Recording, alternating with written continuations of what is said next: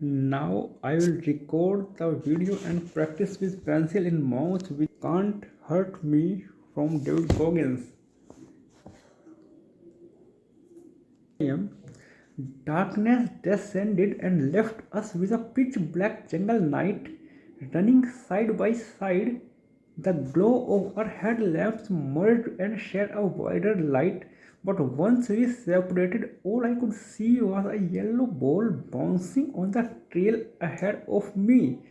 Countless tripwires, shin-high logs, slick roots, lichen-wrapped rocks remained out of sight. I slipped, stumbled, fell, and cursed. Jungle noises were everywhere. It was not just the insect world that had my attention.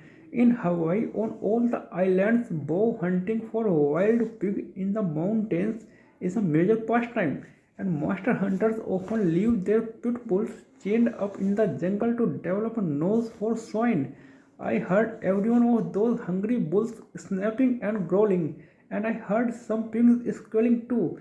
I smelled their fear and rage, their piss and shit, their soul fucking breath. With each nearby bark or yelp, my heart skipped and I jumped on terrain so slick that injury was a real possibility. One wrong step could roll my ass out of the race and out of connection for bad water. I could picture Postman hearing the news and nodding like he figured that shit would happen all along. I know him pretty well now and he was never out to get me. But that's how my mind worked back then, and in the steep, dark mountains of Ahu, my exhaustion magnified my stress.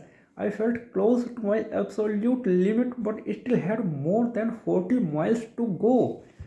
On the backside of the course, after a long technical descent into the dark, dank forest, I saw another headlamp circling ahead of me in a cutout on the trail.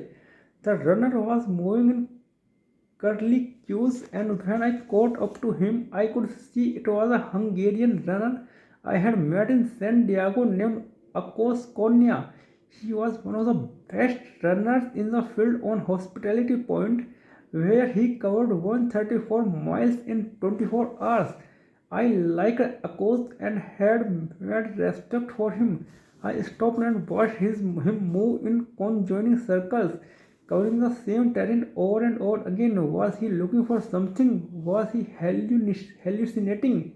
Of course, I asked you, okay, man, do you need some help? David, no, I am fine, he said. His eyes were full moon flying saucers. He was in delirium. But I was barely hanging on myself and was not sure what I could do for him other than tell staff at the next aid station he was wandering in a daze. Like I said, there is camaraderie and there is competition on the ultra circuit, and since he was not in obvious pain and refused my help, I had to go into barbarian mode. With two full laps to go, I had no choice but to keep moving. I struggled back to the start line and slumped into my chair dazed. It was dark as space, the temperature was dropping, and rain was still pissing down. I was at the very edge of my capability and was not sure that I could take one more step. I felt like I had drained 99% from my tank at least. My gas light was on, my engine shuddering, yet I knew I had to find more if I was going to finish this race and get myself into bad water. But how do you push yourself when pain is all you feel with every step? When agony is a feedback loop that permeates each cell in your body, begging you to stop, that is tricky because the threshold for suffering is different for everybody. What is universal is the impulse to succumb, to feel like you have given everything you can and that you are justified in leaving a job undone. By now, I am sure you can tell that it doesn't take much for me to become obsessed. Some criticize my level of passion, but I am not down with the prevailing mentalities that tend to dominate American society these days. The ones that tell us to go with the flow or invite us to learn how to get more with less effort. Fuck that shortcut bullshit. The reason I embrace my own obsessions and demand and desire more of myself is because I have learned that it's only when I push beyond pain and suffering past my perceived limitations that I am capable of accomplishing more physically and mentally in endurance races but also in life as a whole. That's it for the day. Thank you.